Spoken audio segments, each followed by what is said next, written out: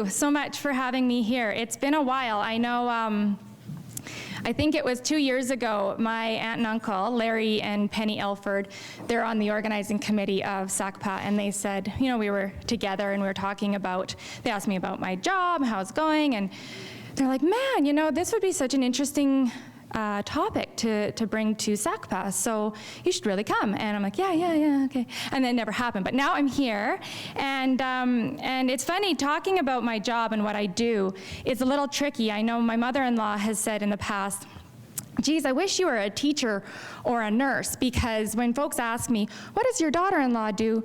I go, well, it's to do with environment, and it's really important. So I have 30 minutes. Yeah, she's gotten a lot better. We've been together for almost 20 years now. So I have 30 minutes. Hopefully you guys will have a better understanding about what I do. So like all nonprofits, the Nature Conservancy of Canada has a vision and a mission. We envision a world in which Canadians conserve nature in all its diversity and safeguard the lands and water that sustain life. And our mission is we lead and inspire others to join us in creating a legacy for future generations by conserving important natural areas and biological diversity across all regions of Canada. And I really identify with that mission. This picture behind me is one I took. It's my 3 boys in a special place in Waterton, and that's my future generation and our future generation. So I really want to inspire them to do better and hopefully, you know, enjoy a bright future. So who is the Nature Conservancy of Canada? Well, we are a private, nonprofit land trust organization dedicated to preserving ecologically significant areas across Canada. And we primarily do this through either purchasing our own properties, having donations come in, or putting conservation easements on properties. And we were established in 1962. This map here shows all the projects across Canada that have that we've secured over the last 54 years. Now you can see they primarily are located in the southern portion of the country, and that's because this is where the most of the population is, and therefore the most threat on our natural ecosystems.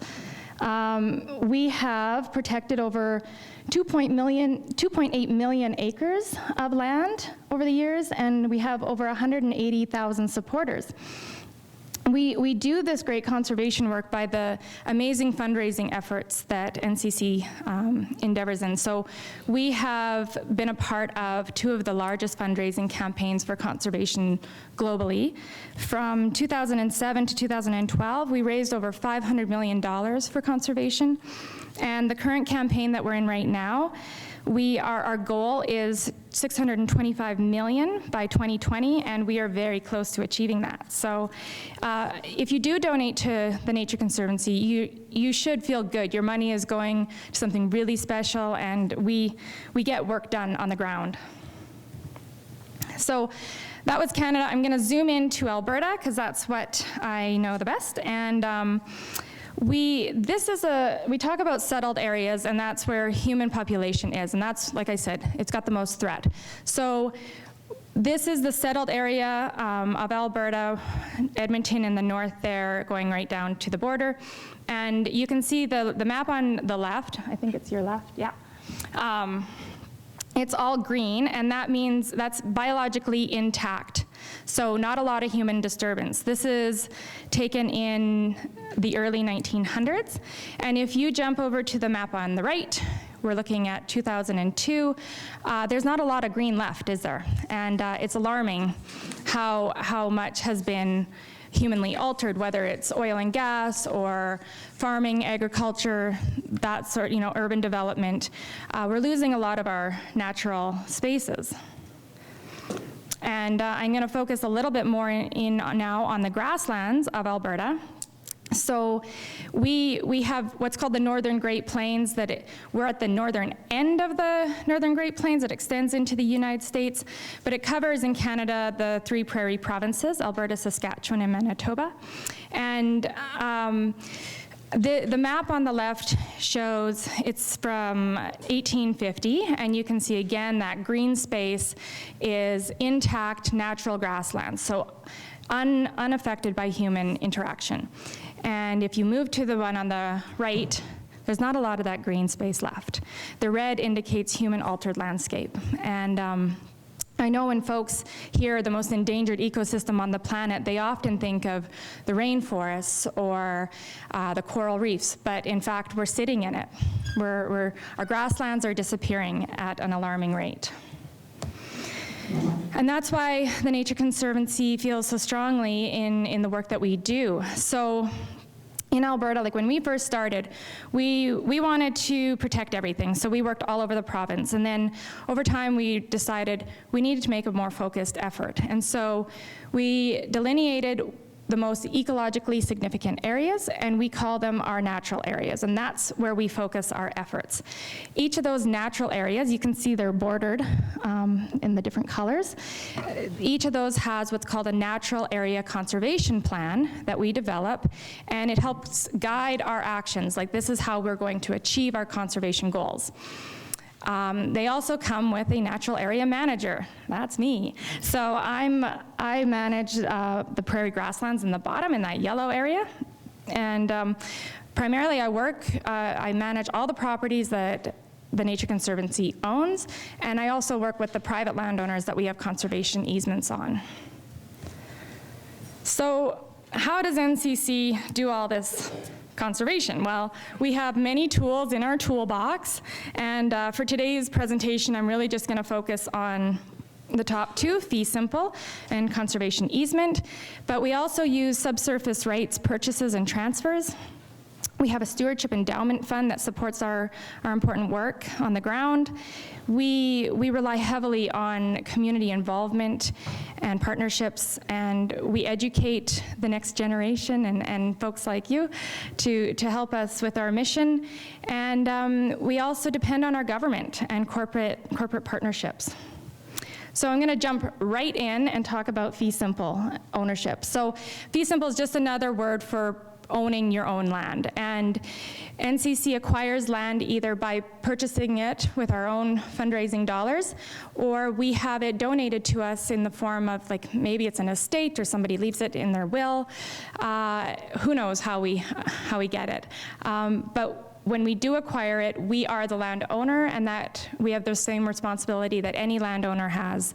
So we pay our taxes, we manage our weeds, we fix the fences, that sort of thing. And our owned properties account for approximately 30% of our land base that we manage.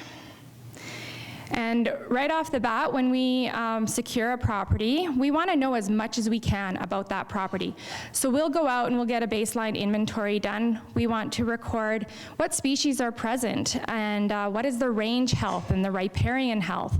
So are our streams looking healthy? Is the grass healthy? We determine if the property is suitable for grazing, and if it is, then we'll work with the local community and put together a grazing lease. We also decide if the property should be open to the public, and then there's a nifty new online access system, connecttonature.ca. You can go online and book your time on there. If you're a hunter, you can actually block off chunks of time and go hunting on that property and know that you're not going to encounter anybody else. But you can book it for bird watching and hiking, whatever.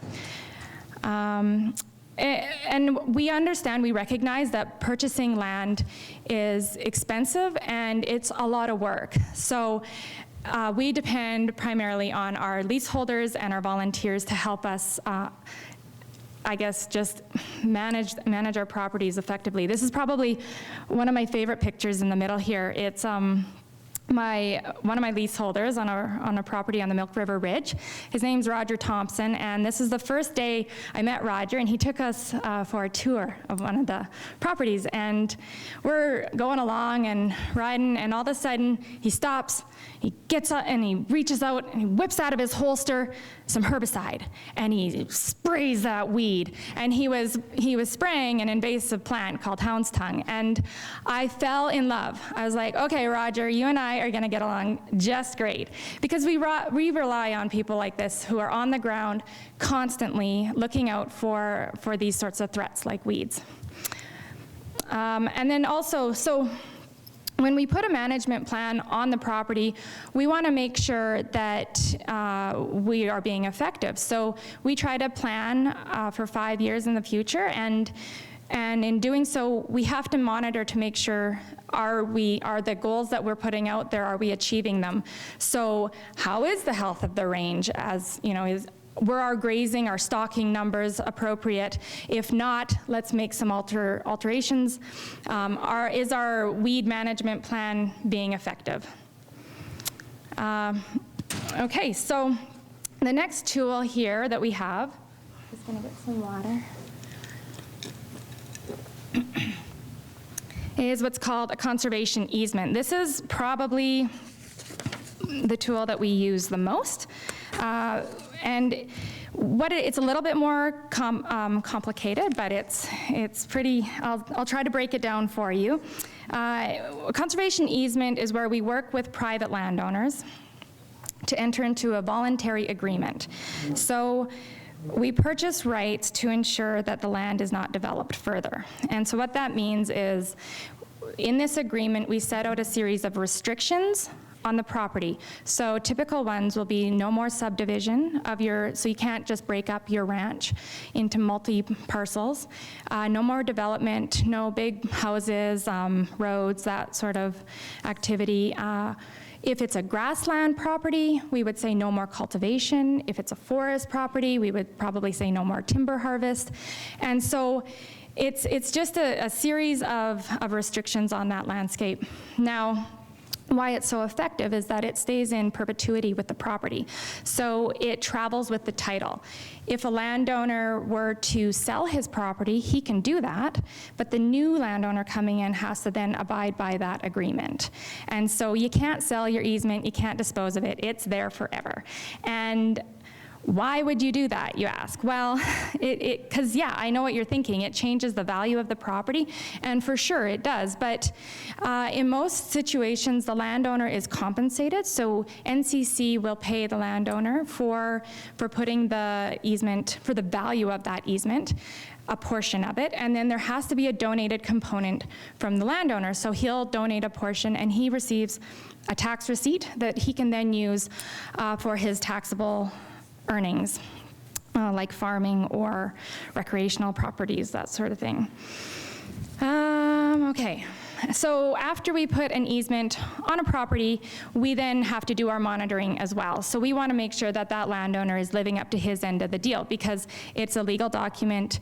Canada Revenue Agency gets involved, and you know how they are. So what we do, we do aerial monitoring. We go out, we fly the properties, we take a picture of the quarter section, and then we can compare it over the years and see if there's been any change. Oftentimes there isn't, because the landowner entered into this agreement voluntarily. It's also, we love to meet with our easement holders. Great excuse to have a cup of coffee and catch up over a long winter.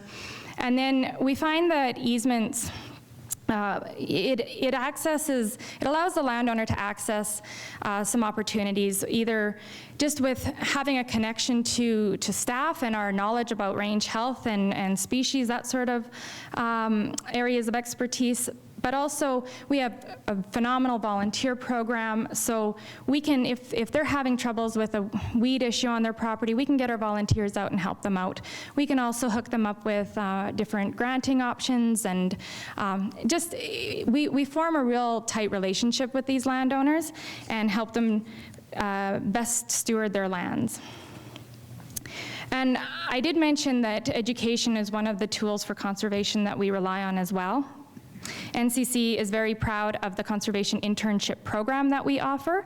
In the summer, natural area managers are paired up with a student, and they're like our sidekicks, and they get real world experience, and they develop their skill sets, and I think most importantly, they get to meet people and network. I mean, in this business, it's really all about who you know and to establish your career.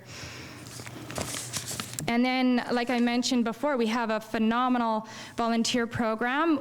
We have dedicated volunteers that come out from across the province. I'm always blown away by their passion and commitment. I've had folks drive all the way from Edmonton to pull weeds in the prairies. So it's amazing, and it's a really good way to get out and see some properties. If you're interested in how to become a volunteer, you can ask me afterwards and we'll hook you up. And then we depend on our partnerships. So a lot of the projects that we do, we couldn't do on our own. For example, like we had Fortis Alberta come out and install a hawk pole for the endangered fruitionist hawks. We've also partnered with the Calgary Zoo. They're hatching endangered sage grouse, and we're releasing them on our properties. So it takes a village, I guess you could say, to achieve all that we want to. So I guess that's NCC in a nutshell, who we are, what we do, and why it's important. And I thought I would jump in a little bit more and focus on the grasslands in particular, because that is where I work and what I manage. And you can recall from those maps I showed earlier that our grasslands are disappearing at an alarming rate. And it's kind of tricky to convince people why that matters. I mean, you talk about, oh, I work in environment, so people are like, oh, you're a tree hugger. Well, yeah, and they identify with a tree, they understand the value of forests, but it's a little bit different with grasslands. I'm a grass hugger too, so, but why are they important? Well, there's so many different reasons and values to the native prairie. They provide a lot of wildlife habitat, so it's not surprising that more than 75% of Alberta's species at risk are found in the grasslands. The grasslands provide forage for both wildlife and livestock. They protect our soil from water and wind erosion. They act like a giant sponge, and they'll store water and then slowly filter it through the soil. And if you have a healthy rangeland, you will have no bare spots, so the weeds can't encroach, and that's pretty important. They're great nutrient recyclers. They offer stability because of all the biodiversity in the community. And more hot topic recently is carbon storage, and they are phenomenal for sequestering carbon, and then even more so maybe than our typical forests. But anyways, I could go on all day about the value of grasslands and why it's important, but I have always found that telling people is one thing, showing them is a whole nother experience. And probably my favorite thing to do in my job is take people out and really immerse them in the sights and the sounds and the smell of an area and get them excited about it. So I wanted to take you all out, but I guess I can't. So I was thinking, what's the next best thing? Well, I want to take you on a virtual tour of the grasslands. So I'm a photographer, well, I pretend to be a photographer, and I don't go very many places without my camera on my hip. So I'm just gonna start on the southwest. I may run out of time going through my photos. I don't know how much time we have, 10 minutes, okay. And whatever I don't get to, they said I can just do a slideshow during the question answer period. So don't worry, we'll see them all. So yeah, when we talk about Alberta's prairies, most of us think about the golden wheat fields, right?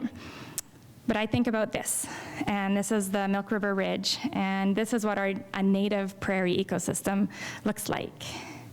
So I'm gonna start our tour where the prairie meets the mountains. This is Waterton Lakes National Park. And I took some of these photos during our aerial monitoring session the springtime after the Kenow fire at Waterton. You can see the dark area is the extent of where the fire burned, and it's quite impressive. That was a major fire event. Anyways, going back. So here's a field, a typical field in the southwest. It's not very boring, is it? A lot of colors, and almost like a bouquet everywhere you go.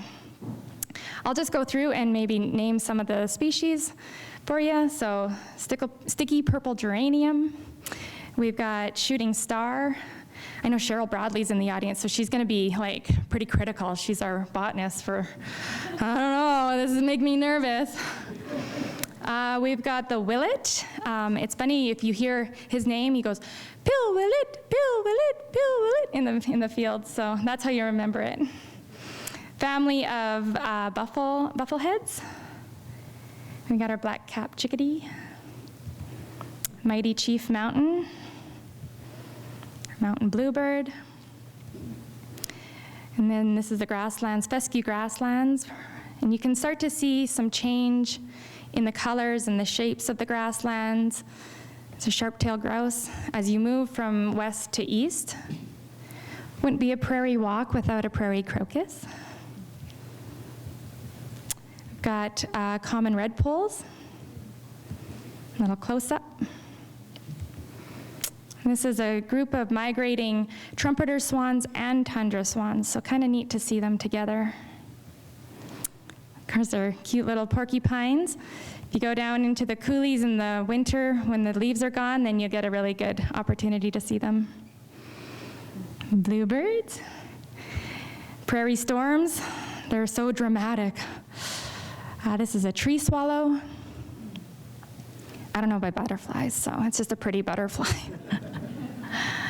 And mountain bluebirds. So I have a bluebird trail along my property. I live north of Coaldale along the Old Man River. And it's provided a really amazing opportunity to watch them go through their process. And I get to involve my children. So sometimes we'll get a bander to come out, and he puts a little band on their legs, and then you can track them through their migration. You can see the female there has a band on her leg. Another prairie storm. Cedar waxwing. Yellow-bellied sapsucker. This is my front yard. What a view, hey? And this is a bull thistle. He was also in my front yard. Or not bull thistle, bull snake. But there is a bull thistle out there too. I have a lot of bluebird pictures. Wild blue flax. This is a wandering garter snake. Great Plains toad. It's a species at risk as well.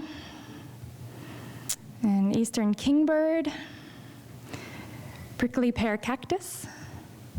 This is a gray catbird. So sometimes in the coulee you'll hear meow, meow, meow, and you'll think you're followed by a kitten. No, it's that bird. You'll never see them either. Cormorants, another chubby bluebird. Meadowlark, that iconic sound in the prairies that springtime has arrived. Our wild rose. Scarlet mallow, I think was one of Grandma's favorites. I don't know, Dad says so has a special place in my heart. Goat's beard in seed form. It's a weed, but it looks pretty. This is that fat toad again, the Great Plains toad. If you're a toad in my yard, you gotta find a good hiding spot because my children are just obsessed and they will, which is good. They should be inquisitive, but this is the Plains spadefoot toad. It's also an endangered species. Well, species at risk. I shouldn't say that. There's many different layers of species and their titles, whether how endangered they are or at threat they are but it changes all the time, so I'll just say species at risk. There's a wild bergamot or horse mint. Prickly pear. This is an American goldfinch on a wavy-leafed thistle. So this is a good thistle compared to a bad thistle that's, say, Canada thistle, and that's the kind we want to take care of. It's an invasive species. So this one's good. We got our blue grama grass. Bumblebee on goldenrod. Pelican, everybody loves those. Swainson's hawk. This is a tiger salamander. You don't see very many of those around, but I used to catch them as kids and take them on this, take them to school in a shoebox. And not anymore. This is dotted blazing star. And this fella, this big moose, he was in my backyard just last fall, touring around. Of course, we've got our snowy owls. And cows, I love cows. They're one of our biggest tools we use for managing our working landscapes. So, then we're moving into the Milk River Ridge.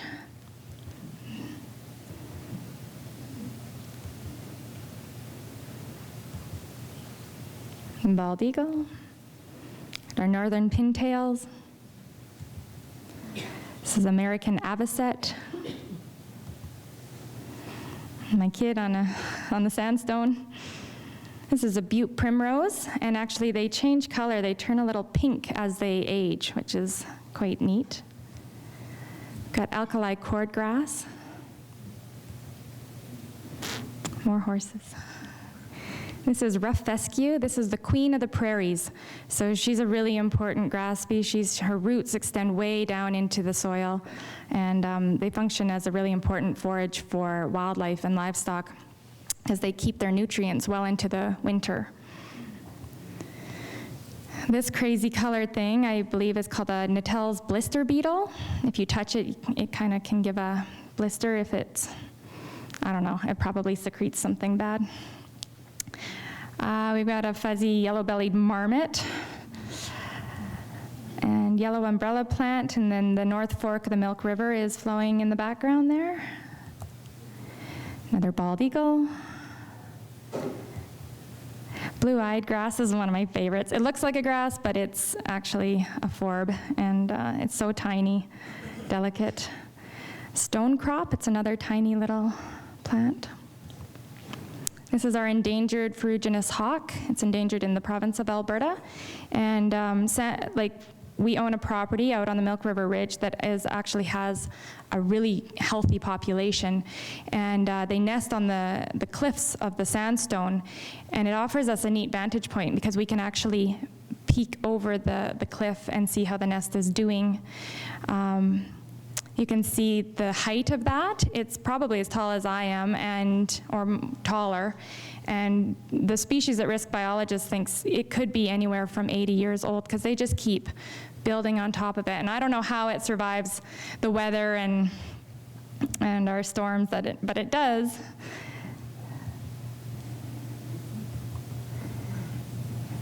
He's staring at you. This is on top of the Milk River Ridge, looking over some of our properties. Again, an unknown butterfly. Brown-eyed Susan with the silky lupin. More sandstone. Got yellow paintbrush in there. Just the colors are really rewarding. I've got 1 minute. So, like I said, I knew I wouldn't get through all of these photos, but I think what we'll do is I'll just put it on rotation, and hopefully then you guys can get, and I mean, if you want to, I have a website where I've put my photos on there. I've got the link at the end of the slideshow here. And you can go and see, because I've just pulled some of my favorite grassland photos, but like I take pictures of everything because everything inspires me, I think. So yeah, that 30 minutes went really, really fast, and but I hope you guys have a little better understanding of the work that the Nature Conservancy does and why it's important, and why we need a balance between, I guess, the working landscape and humans, and offering a space for wildlife as well. So thank you so much for having me.